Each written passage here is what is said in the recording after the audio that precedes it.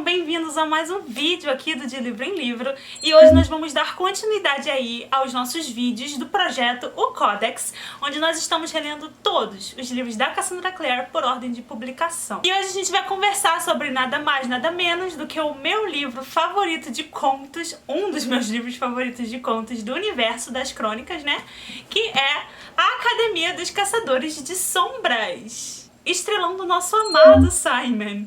Então eu vou deixar um alerta aqui pra vocês, tá? Um alerta de spoiler, porque nós estamos lendo todos esses livros em ordem de publicação.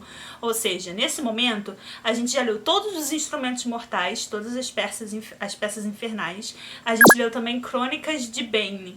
Então, se você não leu esses livros, fica aí o alerta, porque provavelmente eu vou cruzar referências, eu posso fazer menções de coisas que já aconteceram nessas outras séries, e vocês podem tomar spoiler. Então, fiquem ligados aí, se vocês não leram, se vocês não querem tomar spoiler, eu indico que vocês não assistam o vídeo agora. Mais uma vez, o bacana é que a gente voltou a fazer lives de leitura lá na Twitch, e agora a gente tá tendo lives também especiais do Codex. Eu vou estar lendo Cassandra Clare e vou incentivar a galera do projeto a participar também pra ler, mas você pode ler o que você quiser, tá? Então vamos começar aqui a falar dos contos da Academia dos Caçadores de Sombras. A gente começa o livro, então, a partir do momento que o Simon decide que ele vai frequentar a Academia de Caçadores de Sombras, que fica lá em Idris, para ele tentar ascender a Nephilim. Então, né, terminou com todas aquelas coisas que aconteceram nos Instrumentos Mortais, ele volta a ser humano. E aí, no caso, ele voltando a ser humano, ele também fica sem as memórias que o demônio tirou dele lá no final dos Instrumentos Mortais, né, o pai do Magnus, no caso. E aí, no final dos Instrumentos Mortais, eles conseguem fazer com que o Simon, aos poucos, recupere as memórias, alguma coisa, né, um fragmento aqui ou ali. E Simon tenta voltar para esse mundo, mesmo não conhecendo a maior parte das pessoas. Então a gente começa com toda essa questão também psicológica aqui no Simon, dessas pessoas, da expectativa das pessoas em relação a ele, sobre quem ele era, o fato dele ter sido um herói nos Instrumentos Mortais. E ele não lembra de nada disso, ele só lembra da vida mundana dele, porque o demônio tirou todas as memórias que ele tinha sobre a Clary e sobre todos os outros. Então ele tá nesse embate, nessa situação também com a Izzy, né, que eles começaram um relacionamento e agora, na verdade, ele não lembra de nada. Então é muito difícil pra ele lidar com a pressão da expectativa da pessoa que ele era, porque ele criou um nome muito grande pra si, né, ao longo da jornada dele com a Clary, e quem ele é de fato agora, sem as memórias dele. E a forma dele ir pra academia também foi, na verdade, uma maneira dele se afastar um pouco da Clary e dos outros, porque ele não tá conseguindo se encaixar ali, ele sofre essa pressão o tempo todo, principalmente dele mesmo, sabe? Os outros estão tentando respeitar o espaço dele, mas é muito difícil, porque eles têm muita história com o Simon. Então ele tá nesse momento muito complicado ali, conturbado, de quem ele era, quem ele é, do que ele lembra, do que ele não lembra. E aí ele resolve que vai pra Academia dos Caçadores de Sombras pra tentar virar um Nephilim, porque também há a possibilidade dele recuperar as memórias no momento da ascensão. Então ele tá aí apostando nisso também. E tentando fazer um nome pra si, sabe? Pra viver no nome que ele construiu. Só que, de certa forma, parece que não é ele não sente que seja dele, porque ele não se lembra de nada. E a academia tinha sido fechada, né, desde a época da ascensão do ciclo, né. A academia tá literalmente aos pedaços quando eles chegam, tipo assim, é um muquifo. Eu não sei se eu teria coragem de pisar naquela academia. E eu adorei acompanhar os primeiros momentos do Simon lá na academia também, principalmente porque a gente vê ali o período de adaptação dele aos outros estudantes, sendo que ele é um mundano ali, e a academia fica dividida, né, entre os alunos que são caçadores de sombras, que durante muitos anos eles eram treinados nos próprios institutos, ou então em casa, porque a academia não estava funcionando, né. E os mundanos que estão ali pra ascensão, já que depois do que aconteceu com o Sebastian matou tanto caçador de sombra que eles precisam repor essa galera. Então os mundanos estão ali estudando junto com os Nephilim, e eles vão tentar passar pela ascensão, né? Então é legal acompanhar e você vê ali também, assim, como é horrível essa questão do preconceito, né? Isso é bem presente, a gente vê desde os Nephilim, desde o começo ali com os Nephilim sendo preconceituosos e se tendo divididos em relação aos mundanos, né? É a escória, o lixo e os Nephilim. É muito legal ver logo ali no começo a amizade dele com o George, eles são muito fofos, eu adoro o George. Ele é um Lovelace, vocês lembram do sobrenome Lovelace? É o mesmo sobrenome da Jessamine, das Peças Infernais, que a gente conhece muito bem, que conversamos muito sobre Jessamine já. E é muito interessante ouvir um pouco da história da família pelo próprio George, porque a família da Jessamine, né, dele mesmo, né, dos Lovelace, eles foram desertores. Durante muitos anos eles se recusaram a viver da caça às sombras, sabe? A ser um Nephilim de fato. E até por isso que a gente acompanhou a própria Jessamine, que foi criada para ser uma dama, uma mundana, e não uma caçadora de sombras. E essa era uma grande questão, era um grande empate lá nas Peças Infernais que a gente acompanhou. Então a gente vê aqui que o George, na verdade, ele tá tentando sair disso, sabe, desse estigma da família e de fato virar um Nephilim. E o que dizer da Isabel quando ela brota lá na academia e anuncia pra todo mundo que o Simon é namorado dela. Assim, é surreal, é muito legal ver o Simon no meio dos Caçadores de Sombras e no meio dos outros Nephilim, sendo que ele é uma lenda, sabe? E a gente acompanhou toda essa história, então é como se a gente tivesse um amigo famoso, sabe? Tipo, eu tava lá, eu vi isso. É muito legal acompanhar isso. Gostei muito de ver a Katarina Loss ali também crescendo cada vez mais como personagem. Ela tem um papel muito importante também que ela desempenhou, que a gente é apresentado nesse livro e ele vai ser desenvolvido mais pra frente nos Artifícios das Trevas. Então espero que vocês tenham prestado atenção nas histórias, nas coisas envolvendo a Katarina Loss. Ela aceitou, né, virar ali professora da academia em homenagem ao Ragnar, que era também um amigo do Magnus e dela. A gente ouviu algumas histórias, leu sobre algumas histórias deles em Magnus Bane, né, nas crônicas. E a gente sabe o futuro do Ragnar, né? A gente ficou sabendo lá nos Instrumentos Mortais. Ela meio que pra homenagear o Ragnar, já que ele era professor da academia, ela topou ser professora lá também, apesar de saber como é o tratamento em relação ao submundo, né, principalmente dos Nephilim mais jovens. E o segundo conto também é muito legal, porque a gente acompanha então depois de 2 meses após esse momento inicial do Simon na academia, e é muito legal ver como ele vai se redescobrindo, sabe? E como ele vai se tornando exatamente a pessoa que ele era antes, porque tipo é da essência dele, sabe? É o caráter dele, é a força dele. Então por mais que ele não lembre de nada, ele ainda é o Simon que a gente ama, porque ele é extremamente autêntico. Ele é ele mesmo o tempo todo, e é por isso que eu amo o Simon. E é muito legal quando ele pede pra sair do grupo da elite, né? Porque esse tempo todo ele tava sendo considerado elite, apesar dele não ser um Nephilim, por causa de tudo que ele fez, né? Ele salvou o mundo, ele salvou os amigos. Então por isso ele tava sendo tratado como Nephilim. Mas ele vendo a forma como os próprios Nephilim estavam tratando os mundanos, ele fica de saco cheio. E ele diz que não, eu não quero isso, eu não quero fazer parte disso. Ele pede pra sair e vai pro grupo da escória, que é o nosso grupão, sabe? Os mundanos. E ele vai pro grupo da escória mesmo, enfrentando todo mundo, porque é o certo a se fazer. Então isso é uma coisa muito Simon, é uma atitude tão Simon. Ele odeia preconceito, ele odeia esse tipo de discurso. E isso tá na essência dele. Então mesmo sem lembrar de nada, ele ainda é fiel a si mesmo. Gente, o Simon é tudo.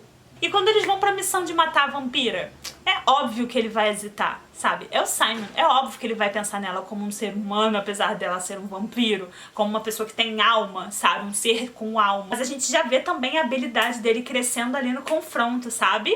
A forma como o treinamento tá ajudando, tá dando um que é legal ver a evolução dele. Mas na real, toda essa situação do Simon com a Isabel é muito dolorosa de ler, sabe? A gente vê a Isabel tentando ali o tempo todo com o Simon e tentando ser paciente, mas ao mesmo tempo é muito difícil pra ela, porque ela já teve toda essa história com o Simon, e é muito difícil pra ele, toda essa expectativa, toda essa pressão. E tipo assim, a Cassandra Clare faz isso muito bem, deixar a gente num local bem dolorido dentro do nosso ser, dentro da nossa alma, sofrendo pelos personagens, porque a gente entende os dois pontos de vista, e é uma situação que parece muito impossível de sair dela.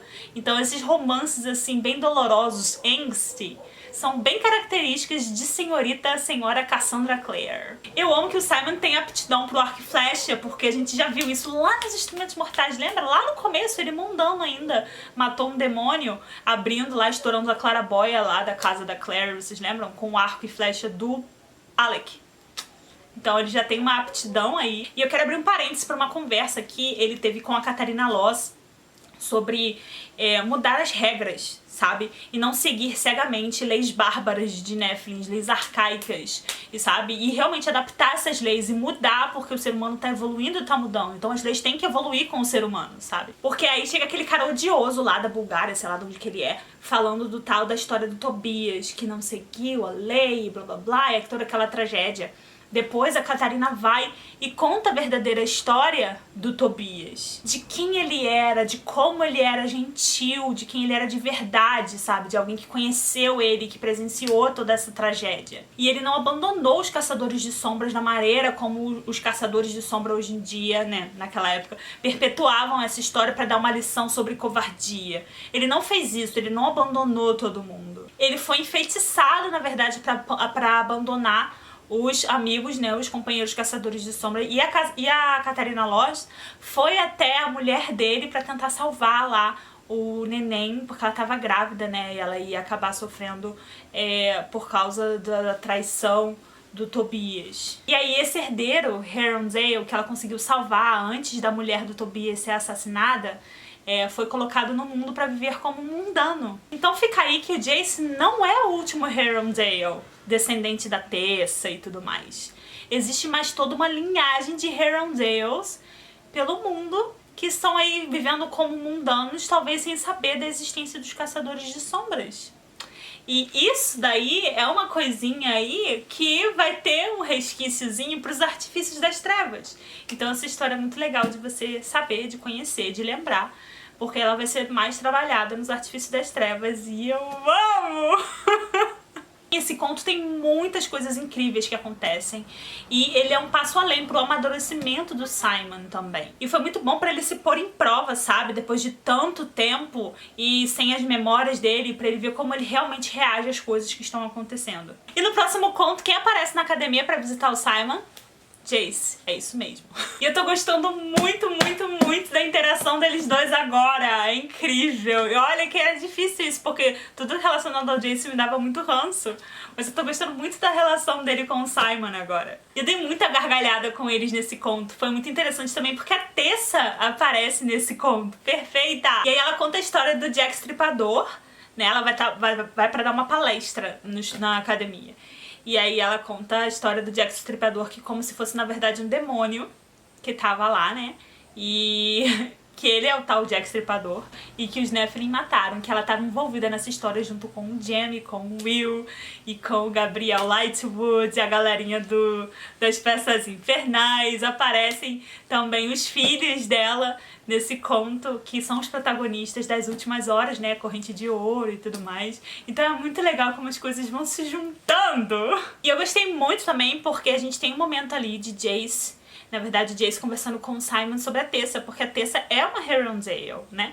E a gente tem uma continuação daquilo que começou no último livro dos Instrumentos Mortais, né? A Cidade do Fogo Celestial. E o Jace acaba indo atrás da Tessa pra saber mais informações sobre a família dele, por insistência do próprio Simon, que fala pra ele conversar com ela. Né? Então é muito legal porque talvez a gente não soubesse da continuação disso se o livro tivesse acabado ali no Fogo Celestial. Então é muito legal poder explorar coisas que a gente realmente não queria saber, sabe? A gente continuar acompanhando a vida dos personagens. Por isso que eu gosto tanto do fato da Cassandra escrever dentro desse universo. Sempre tem muito o que explorar. Fora que o Jem aparece, né? Jem maravilhoso!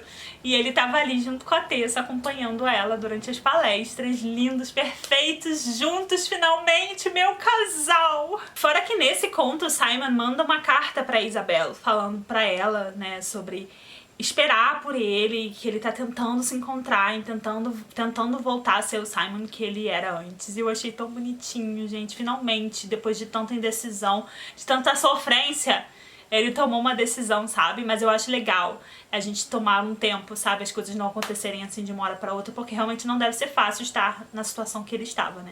E, gente, eu ri horrores do Jace chamando o Simon de rebolado no final do conto. E ele inventa 500 mil histórias pro Simon como se fosse uma coisa real e na verdade não é. Se aproveitando do fato de que o Simon não lembra de nada pra inventar umas coisas muito loucas e o Simon, tadinho, todo inocente, acredita nas histórias do Jace. Olha, eu tô amando a interação, sabe? E agora o próximo conto foi um tiro total, que é o conto Nada Além de Sombras. Tudo começa em sala de aula, quando os Nephilim e os mundanos começam a brigar entre si, né, como sempre. Tudo começa com um estopim ali, sempre movido pelo Simon, né, ele que começou a peitar os Nephilim, os mundanos começaram a peitar os Nephilim também.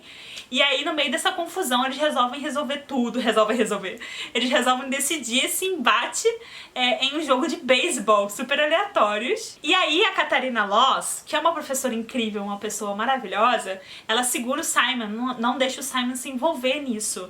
No fundinho, tem ali um porquê, né? Ela acha que os mundanos precisam, sabe, levantar por si mesmos, sem toda hora ter o Simon ali pra resgatar, pra eles poderem conhecer a própria força. Só que ela não fala isso pro Simon. Ela vai e conta uma história pra ele. Porque o Simon, ele é um dos únicos alunos que pertencia à elite e, na verdade, se afastou e virou uma espécie de escória, né? Que é a da galera meio que tratada como mundano. E ele é um dos únicos, mas teve mais um que se encontrou numa situação semelhante. E de quem ela conta a história, senhoras e senhores? James Herondale. Então, assim, esse conto é tudo, porque estamos aí conhecendo, está estrelando esse conto com os personagens de As Últimas Horas. Então, a galera que aparece aí são os personagens de Corrente de Ouro, Corrente de Ferro. Então é muito legal porque eu não lembrava disso, dessas questões. E quando eu li Corrente de Ouro, algumas coisas eram mencionadas e eu não lembrava exatamente o porquê, porque eu já tinha lido A Academia há um tempinho, então eu não lembrava de muitos detalhes, então eu não lembrava que esse conto estava aqui.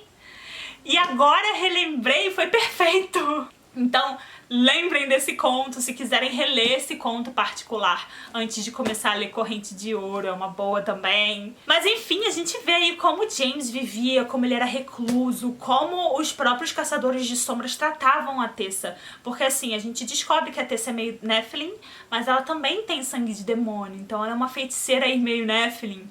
E a gente fica sabendo de algumas coisas, né, com o final ali das Peças Infernais, mas é muito legal que agora a gente vê mais a fundo que a vida da Tessa não foi fácil, sabe? E a vida dos filhos da Tessa também não é fácil, porque a Clave, ela é preconceituosa.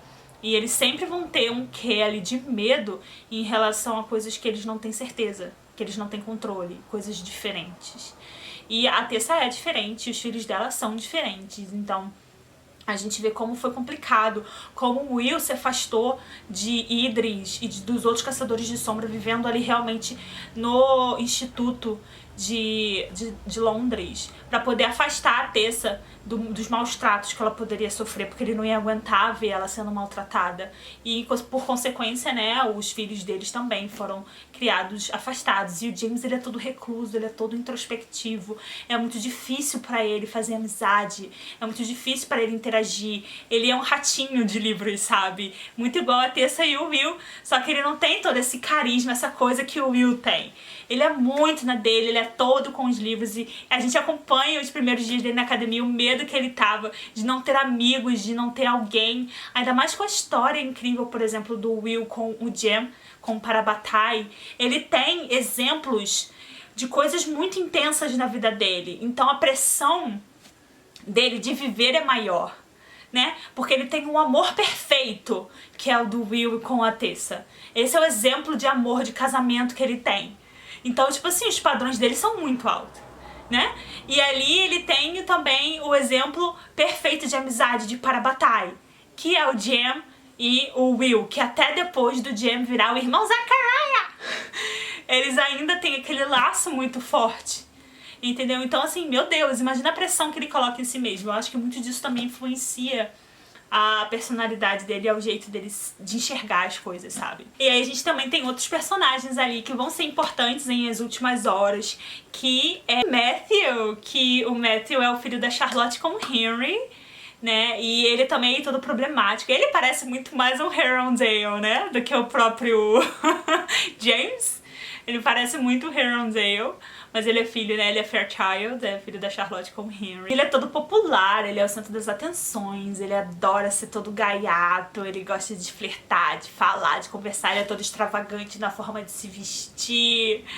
ele é todo contra as regras, ainda mais que ele tá lá e ele não queria estar, mas pra frente a gente descobre que era por causa do Henry. A gente sabe como é a personalidade do Henry, né, do pai dele. Ele é todo distraído, ele vive nas invenções dele, e o Matthew sempre cuidou muito do Henry, então ele não queria estar afastado do pai, ele queria estar ali percebendo, olhando pra ver se ele comeu, se ele não vai botar fogo em si mesmo, se ele não vai esquecer de coisas importantes, sabe? Porque a Charlotte, como inquisidora, ela não tem muito como estar o tempo todo ali atrás do Henry.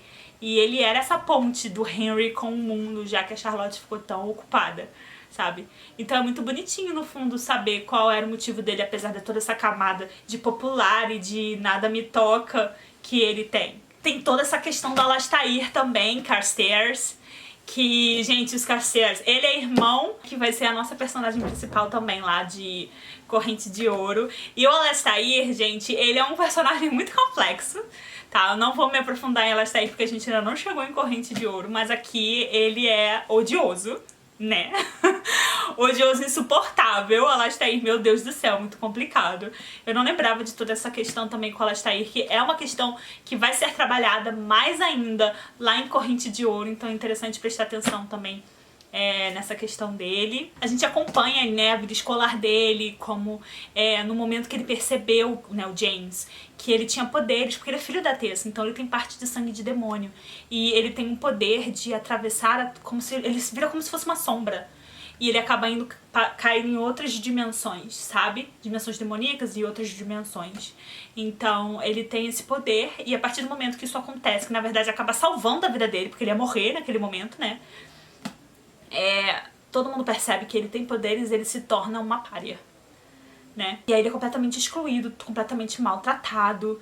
E tem outros dois primos dele ali, né, que estão envolvidos, que acabam se tornando amigos dele também, apesar de tudo. Que também é o Thomas e o Christopher. E é muito legal porque eles que são os grandes amigos, né? Thomas, Christopher, James e Matthew. Então é muito legal ver como eles realmente ficaram amigos e como começou toda essa interação deles desde a academia, porque a gente vai acompanhar muito da amizade deles em As Últimas Horas. Esse conto é maravilhoso, eu amo demais. Gente, a conversa que o James tem com o Jem, depois que ele descobre os poderes e o Jem vai lá e pra consolar ele, pra abraçar ele, mesmo sendo o irmão do silêncio. Gente, essa conversa acabou com a minha sanidade, assim, como é que a Cassandra Clare faz isso comigo, com meus dois personagens queridos do meu coração, sabe? Assim, é muito surreal. Esse conto foi tudo na minha vida, foi o motivo da minha perdição. E o próximo conto, ele é completamente esclarecedor, ele é muito importante, tem pontos muito importantes. Ele é muito chocante também, de várias maneiras. A Isabel, dessa vez, volta à academia, só que ela volta com o pai dela, né, com o Inquisidor. E ele vai pra falar do ciclo, pra fazer uma palestra sobre o ciclo e sobre como é perigoso, como foi, na verdade, toda aquela questão do ciclo, como Valentim atraiu todo mundo, como... às vezes você se deixa levar pelas pessoas que você ama e você não percebe que tá sendo levado por um caminho errado, que era o que acontecia, porque todos eles eram amigos de Valentim. E eles foram, de certa forma, alguns foram ludibriados, enganados, outros acabaram estando tão envolvidos que eles não sabiam como sair. E aí a gente vai conhecendo um pouco mais desse momento de ascensão ali do ciclo. Foi muito importante esse conto, porque a gente conhece muito mais da psique, dos pensamentos do pai da Isabel, né? O Robert. A gente fica sabendo muito mais de como era pra ele, de como ele se sentia, como na verdade ele se sentia um bosta o tempo todo, ele se sentia inferior a todo mundo e por isso ele tentava se mostrar muito forte pra poder esconder a vulnerabilidade que ele sentia, porque quando ele era criança ele quase morreu ao receber a primeira runa. E aí ele ficou com febre durante muito tempo e aí ele percebeu que os pais dele preferiam deixar ele morrer do que fazer o que os Irmãos do Silêncio tinham falado, que era arrancar as runas dele pra ele viver como um mundano.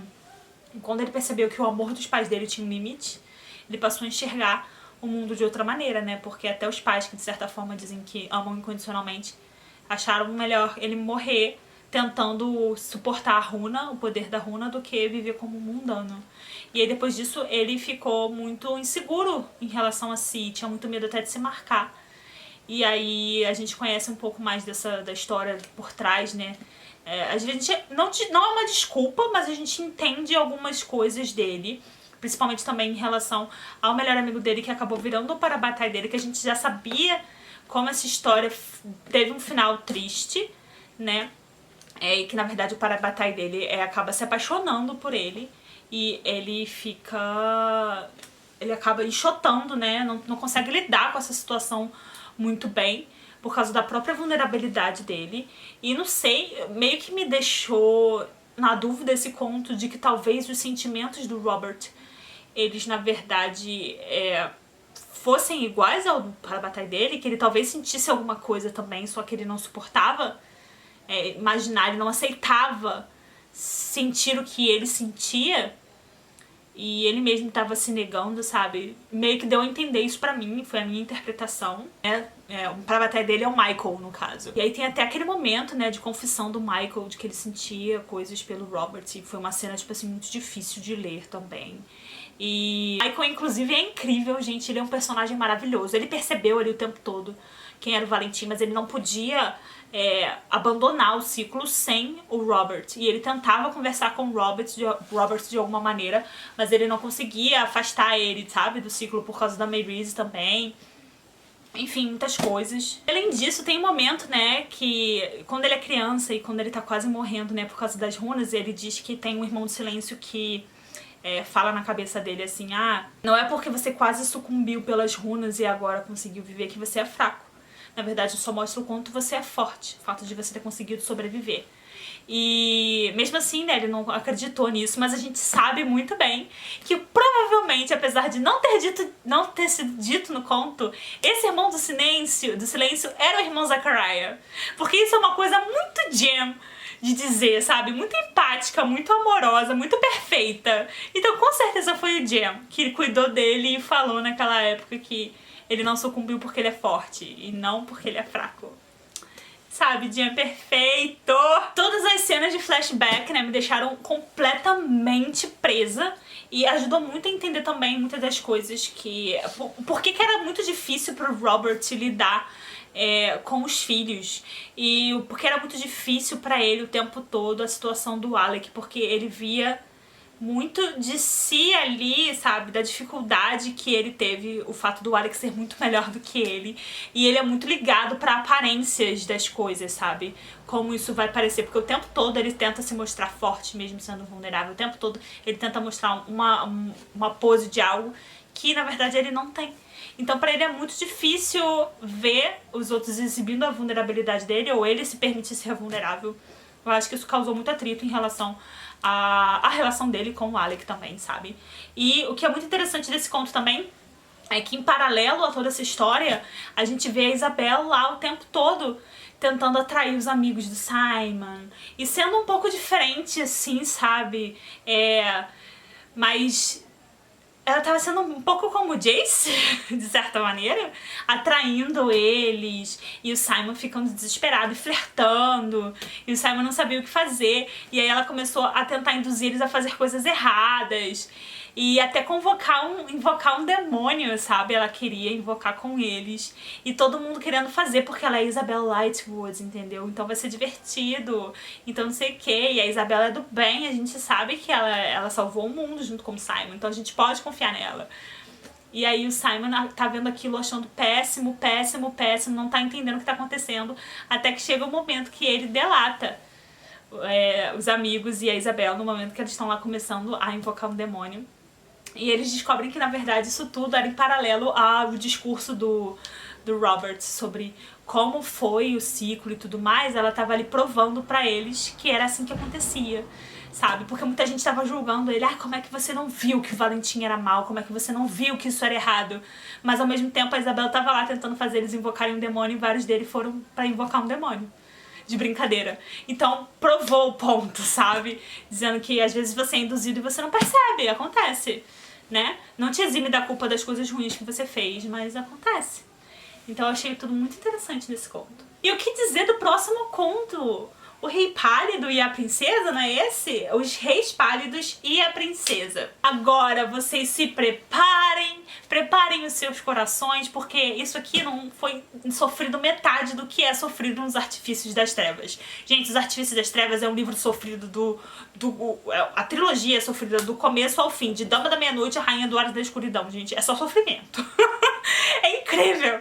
Mas, olha, é angustiante. Toda essa questão da paz fria, toda essa questão dos caçadores de sombras com as fadas, depois do que desencadeou ali em Os Instrumentos Mortais, é muito complicado. Aqui a gente acompanha um pouco, também tem a questão da Helen Blackthorne, que a gente conhece ela lá nos Instrumentos Mortais, né? Que é a irmã dos Blackthorne, que são uma família gigantesca, que tem Julia e Emma, que são os personagens principais aí dos Artifícios das Trevas, que a gente vai acompanhar em breve.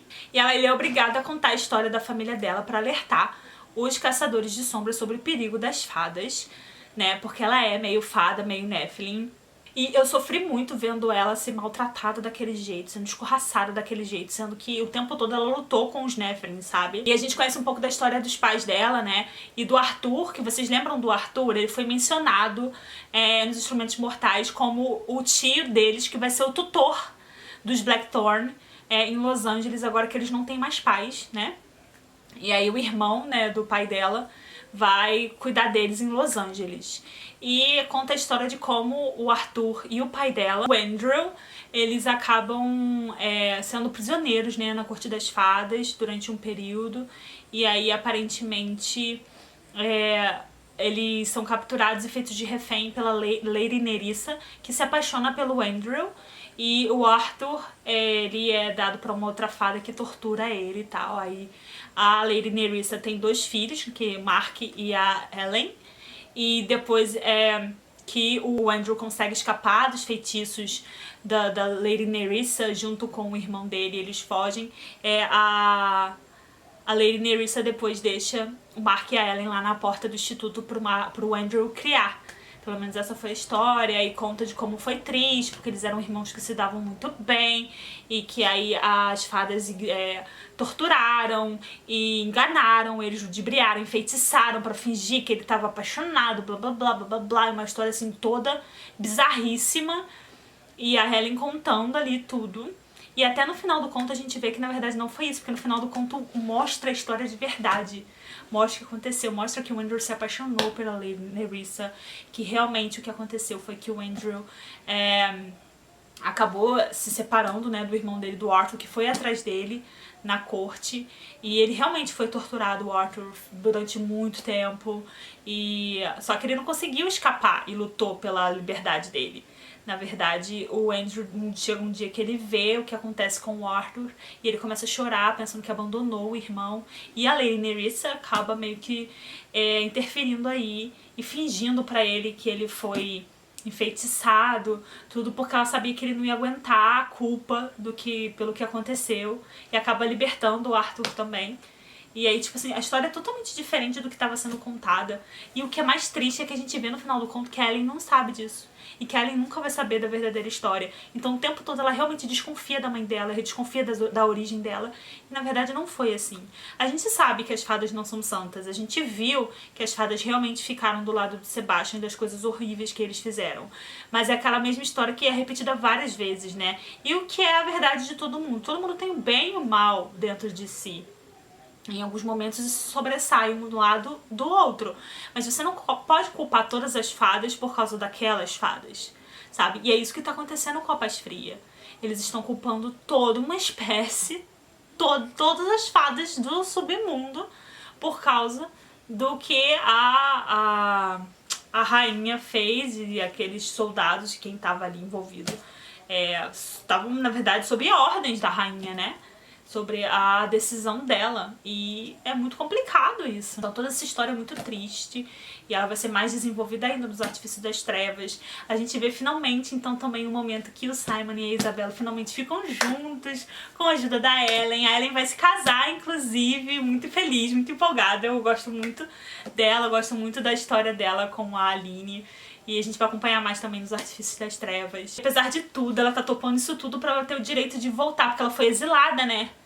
Pra ela ter o direito de voltar pra se casar com a Aline, junto com a família ali em Alicante. Então ela tá topando, né, contar essa história e servir ali de exemplo, só pra ela conseguir ter o direito de se casar.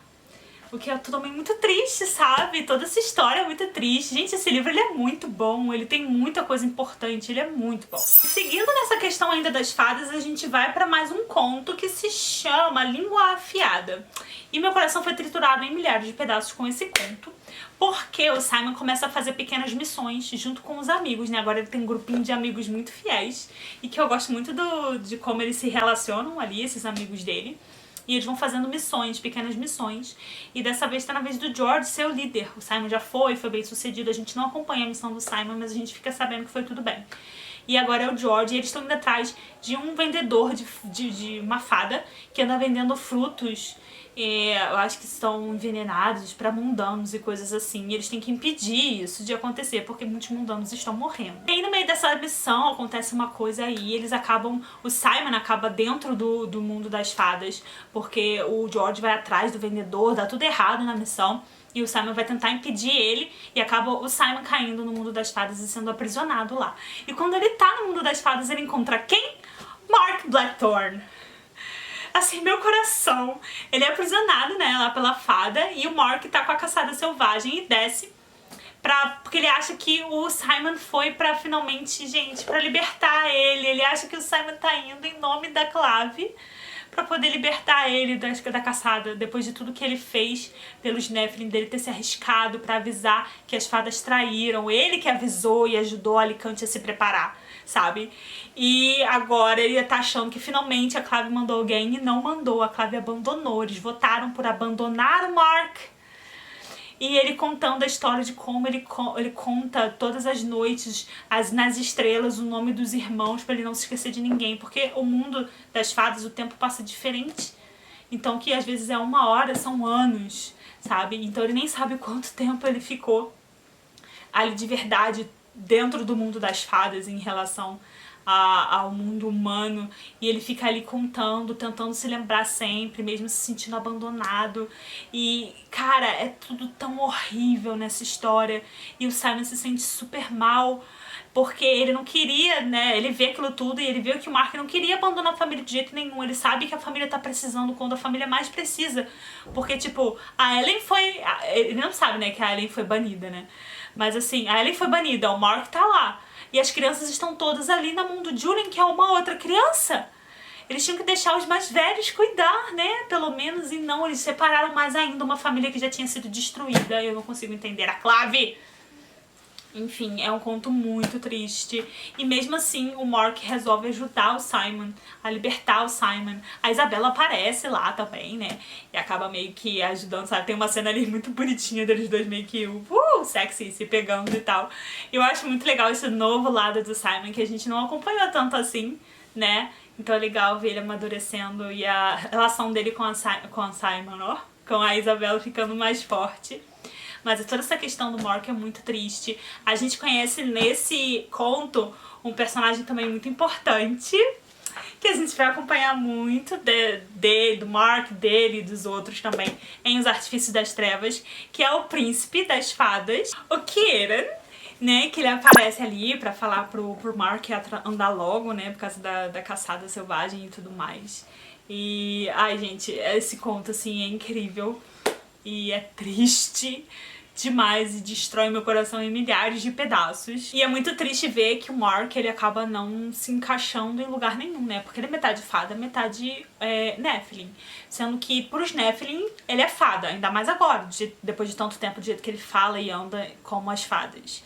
Então pros Nephilim ele é fada. E agora pras fadas ele é Nephilim, ele não é fada o suficiente. Então tipo assim, onde ele se encaixa? Ele se encaixaria com a família dele, mas a Clave resolveu separar ele da família. Então assim, é uma tragédia completa. E aí também tem a cena do casamento com a Aline, também é muito triste. A gente vê ali o Julian e a Emma tentando cuidar daquelas crianças todas. E assim, é uma loucura. Vocês vão ver nesse livro, né, nos Artifícios das Trevas, como é difícil a rotina, como é difícil a vida deles, principalmente do Julian. Muita coisa caiu em cima do Julian. Meu coração dói muito por ele. E no outro conto, que também é um ícone, tem duas cenas que são muito importantes e que elas precisam ser mencionadas. Primeiro tem toda essa questão da Clary e do Simon terem sido chamados numa sala privada lá, né? E na verdade era pra convidar eles para serem os padrinhos, né? Ou as testemunhas da seleção, né? Do momento ali de Parabatai, da cerimônia de Parabatai da Emma e do Julian, que tá pra acontecer. E além disso, eles acabam passando, né? Por uma cerimônia, um teste. É um teste de fogo eles mesmos, porque o Zachariah tá lá também, o Jem, que não é mais Zachariah, né, Jem, ele tá lá pra conversar com eles também, junto com a Catarina Loss, o Magnus Vane. Eles acabam fazendo esse teste pra descobrir se o Simon e a Clary realmente são ali parabatais verdadeiros, porque existem esses laços de parabatai que são como se as pessoas tivessem nascido predestinadas para serem ligadas umas às outras. E o Simon e a Clary, então, basicamente são isso. E eles são separados, né? Eles acabam passando, né, como se eles tivessem sido teletransportados pra Nova York. E aí chega lá, eles acabam separados. E várias pessoas do passado do Simon aparecem, inclusive. E eles têm que fazer de tudo pra um chegar no outro, se arriscar de qualquer maneira pra um chegar até o outro e se salvarem juntos. E eles não sabem disso na hora, mas tipo, instintivamente é isso que eles fazem o tempo todo, tentando se reencontrar depois de separados. E aí acaba descobrindo que eles realmente são, né, parabatais verdadeiros, nasceram para ser parabatai. E o Simon ainda pode fazer cerimônia porque ele passou um tempo morto. Então tem uma data limite em que a pessoa pode fazer a cerimônia parabatai. E o Simon só vai poder porque esse tempo que ele passou como vampiro, né, não conta como tempo de vida dele. Então ele vai conseguir fazer essa cerimônia com a Clary assim que ele terminar e passar pela ascensão, né, e virar Nephilim. E na conversa, né, que o Jem tá explicando depois de tudo que aconteceu, tá explicando o que foi, por que eles passaram por esse teste. Tem um momento até que o Jem fala do Will, e aí o Magnus e a Catarina dão uma risadinha quando ele começa a mencionar o jeito do Will, e tipo assim, meu coração, cara. Eu vou parar de falar nesse vídeo e eu vou terminar o vídeo latindo, porque assim, basicamente cachorrinha, que cadelinha da Cassandra Clare. E aí quando rola a cerimônia, né, do Julian e da Emma, é super tensa, porque o Simon olha pra eles dois e percebe que tem alguma coisa ali que não tá muito bem, tem alguma coisa ali que ele reconhece, que ele acha que tá errado, eles não estão totalmente confortáveis e tão felizes, assim, de se tornarem parabatai, e o Simon percebe isso. E só que não tem o que fazer, eles vão fazer a cerimônia, eles vão passar pela cerimônia, e aí a cerimônia acontece e pronto, eles estão ali marcados como parabatai. Só que eles não estão, na verdade, felizes por isso por algum motivo. E esse daí é o motivo da nossa dor, da nossa angústia, e os artifícios das trevas começam aí. Na verdade, começou no último livro, né, já. Porque o último livro é bem sofrimento pra eles, enfim. Mas é sobre isso que vai ser explicado e trabalhado muito mais em Os Artifícios das Trevas. O laço parabatai do Julian e da Emma. E o próximo conto também é muito bonitinho porque a gente acompanha um pouco mais da família do Magnus e do Alec começando a tomar forma. Porque o Magnus passa um tempo lá na academia como palestrante e o Alec vai lá também pra visitar ele. E aí é muito interessante porque chega um momento que o Simon e os amigos dele encontram um bebê feiticeiro largado na porta da academia. E ninguém sabe muito bem o que fazer, fica todo mundo meio desesperado. E aí o Simon vai correndo atrás do Magnus pra pedir ajuda dele. Inclusive ele entra no quarto no momento que o Magnus e o Alex estão se pegando, e é hilário. E aí quando eles vão lá, o que acontece é que o Magnus fica assim, meu Deus, eu tenho que proteger essa criança feiticeira. Esse nenenzinho é um neném, sabe, recém-nascido, só que e ele fica assim, preciso proteger essa criança do mundo enquanto a gente não encontra um lar pra ele. E o Alex chega também, só que ele não espera que o Alec realmente se apaixone por aquela criança a partir do momento que segura aquela criança nos braços. E aí é muito engraçado, porque tipo, tudo aconteceu de uma maneira assim tão louca. O Magnus realmente não estava esperando nada daquilo. Porque do nada a família do Alec aparece também, e todo mundo fica apaixonado por aquele neném, e todo mundo já assume automaticamente que o Magnus e o Alec vão ficar com o neném, sabe? Que vão criar, que vai ser filho deles. E o Magnus fica chocado, porque assim, ele não tava planejando começar uma vida agora. Não dessa maneira, assim, sabe? Uma família desse jeito. E ele acaba envolvido nisso tudo. E a família, os pais do Alec, e a Clary, e o Jace, e a Isabella, e todo mundo apaixonado por esse nenenzinho. Eu achei muito bonito que eles resolveram, assim, de espontânea vontade, né, os Lightwood, dar o nome do Max pro neném. E, né, que é o irmãozinho mais novo deles que morreu nas mãos do Sebastian. E dá o sobrenome Lightwood, um sobrenome de Nephilim pra um ser do submundo, pra um feiticeiro. E aí que você vê realmente a evolução, sabe, dos personagens como uma família, porque é uma família que vem do ciclo. E eles ali adotando, abraçando essa criança feiticeira e dando um nome deles pra eles, sabe? Então aquela coisa assim, as pessoas erram e erram muito, isso não apaga os erros que as pessoas cometeram, mas elas também têm que ter a possibilidade de evoluir, de serem melhores, assim. Então é legal ver a evolução dos Lightwood nesse sentido, da Mairise e do Robert, sabe? E é muito legal a conversa que o Alec tem com o Magnus sobre a família, sobre começar uma família. O momento que o Alec diz que quer casar com o Magnus, mas o Magnus diz que não, mas não é um não pra sempre, é só por enquanto, porque quando ele se casar, ele quer se casar de verdade, ele não quer um casamento fajuto, e a lei não permite que eles realmente se casem, que sejam casados perante, sabe, a lei. Não tem uma lei que permite isso, não tem nada. E ele quer que a lei mude pra quando ele se casar, pra que isso seja legal, isso seja visto como um casamento por todos. E eles resolvem esperar até tentar mudar essa lei. E é muito legal, porque isso mostra a Cassandra Clare, mais uma vez, traçando um paralelo com a nossa realidade, sabe? Principalmente na época que foi publicado o livro, que é o casamento gay, sabe? E que foi uma batalha vencida, que é legal em muitos países, né? Então é muito legal ver ela fazendo isso e trazendo isso pro livro também, com o Magnus e tudo mais, que a Cassandra Clare não dá ponto sem nó. E aí vem o conto final pra destruir nossos corações, que é o momento da ascensão, em que finalmente o Simon vai passar pelo um período ali, pela beber o cálice, pra ver se ele vai virar caçador de sombra ou se ele vai morrer. E é muito interessante ver que no começo do conto algumas pessoas estavam desistindo, porque realmente é isso. Ou você arrisca a sua vida, ou você não vai virar, porque você pode muito bem ser rejeitado pelo cálice e você não virar Nephilim. Simplesmente morrer ali. Então muitas pessoas estavam dando pra trás. Foi interessante ver o momento que o Simon teve de despedida da vida dele de mundano, que é uma coisa que na verdade a gente não teve muito em relação ao Simon, porque as coisas simplesmente aconteciam com o Simon e a gente tinha que engolir junto com ele, porque era o Simon lá, mundano, aí do nada o Simon vira um rato, né? Aí do nada o Simon volta a ser mundano, mas aí ele vira um vampiro. Olha que loucura. Só que além de vampiro, do nada ele vira um diurno. E aí depois de diurno, ele ainda tem a marca de Caim. E aí depois ele volta a ser um mundano desmemoriado. Né? Ele perde as memórias dele. E aí agora ele está a caminho de se tornar um Nephilim. Então, mas as coisas foram acontecendo com o Simon de uma maneira muito louca. Dessa vez a gente tem tempo pra acompanhar, pra se preparar junto com o Simon. Então ele volta a Nova York pra se despedir da família, pra passar o seu último dia como um mundano, possivelmente também um dia antes da morte dele, porque ele não sabe, né, o que vai acontecer quando ele beber do cálice.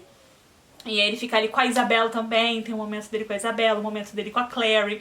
Então é muito legal ele ter esse momento pra se despedir da vida dele, que agora tá prestes a virar uma outra vida ou então uma morte. E aí no dia da ascensão, vai com os amigos lá, todos eles se preparando, os amigos mundando pra beber do cálice. E o Simon bebe do cálice e é claro que ele vira um Nephilim, né? Ele não vai morrer também, é demais que a Cassandra Clare, não dá pra matar o Simon mais vezes, entendeu? E aí ele vira um Nephilim, mas pra destruir nossos corações, ela mata o George, que a gente ama desde o começo do livro, o George, e ele morre na ascensão. Ele não consegue virar um Nephilim. Ele vira uma gosma, uma coisa assim, uma morte muito ruim, muito louca. O Simon fica péssimo, fica todo mundo muito péssimo. E eu amei muito a cena de quando, depois disso tudo, o Simon... eles não conseguem ter o enterro do George lá, porque ele não virou Nephilim. Então ele não pode ser enterrado com os Nephilims, como os Nephilim. O que, né? Mas aí o Instituto de Londres, lindos, eles disseram que sempre vai ter um lugar pra um Lovelace em Londres, por causa da Jessamine. né? E aí ele já tinha sido convidado pra ir pra Londres depois que passasse pela Ascensão, só que ele não conseguiu sobreviver à Ascensão. Ai, fodi a língua. Ele não conseguiu sobreviver à Ascensão, mas eles deixaram o George ser enterrado lá. E aí o Simon vai lá com a Clary e com a Isabel pra se despedir dele. E quando ele chega lá, ele vê, meio que vislumbra, tem um pressentimento, né, do George com a Jessamine, como se ela tivesse ido lá pra receber ele, pra mostrar que o George tá bem, que ela vai acompanhar ele pro outro mundo. Eu fico até emocionada. Que vai acompanhar ele pro outro mundo e que tá tudo bem, sabe, pra dar um respiro. E aí o Simon escolhe o nome dele de Caçador de Sombras, porque todos os mundanos, quando viram Caçadores de Sombras, tem que escolher um nome Caçador de Sombra pra si. E o Simon não sabia qual ia ser o nome dele, né? Então durante um tempo ele se chamava Simon Caçador de Sombras, sabe? E aí agora ele escolheu Lovelace em homenagem ao George, o que é muito legal, porque assim, é uma maneira de perdurar o nome Lovelace como Nephilim, né, desde a Jessamine e tudo mais. Então ele assume o nome do George como uma espécie de homenagem, e é muito bonito, cara, eu fiquei muito tocada. O que não vai durar tanto tempo, né, porque ele pode muito bem assumir o Lightwood depois por causa da Isabela, né? Eu confesso que eu queria mais um livro pra poder acompanhar os primeiros anos do Simon como caçador de sombra, como Nephilim, se acostumando ao poder, sabe, a força, a velocidade e as coisas que são recém-descobertas, né, agora que ele de fato é um Nephilim. Se adaptando a separar a batalha com a Clary e tudo mais, mas assim, acho que a gente não vai ter isso. E é muito triste, assim, o que não é um spoiler. Não é spoiler, na verdade, mas assim, a gente não tem tanto do Simon nas próximas séries. A gente vê muito da Clary, a gente vê muito do Jace em vários momentos, mas a gente vê muito pouco do Simon. Então eu tô esperando o momento que o Simon vai aparecer mais, inclusive Cassandra Clare. I'm waiting, ok? I need more Simon in my life. Help me. Enfim, é basicamente isso. Essas coisinhas que eu queria conversar com vocês sobre a academia, os contos da Academia dos Caçadores de Sombras. E na verdade tem muito mais, eu poderia estar falando de capítulo por capítulo, mas assim, eu acho que é ok. Comentem aqui embaixo o que vocês acharam, qual foi a opinião de vocês em relação a esse livro. Eu percebi que vocês gostaram muito mais desse do que da Crônicas de Ben, então eu vou adorar saber aqui embaixo o que vocês acharam. A gente se vê muito em breve, fiquem ligados que em breve vai sair o vídeo do Codex, o próprio livro, né, o Codex aqui. E fiquem de olho também nas minhas redes sociais e as lives que vão rolar lá na Twitch, que eu vou avisar tudo pelo Instagram, Twitter, então fiquem de olho em tudo. Me sigam tudo, que é mais fácil, ok? See you soon, galera! Vejo vocês em breve. Beijos e até a próxima!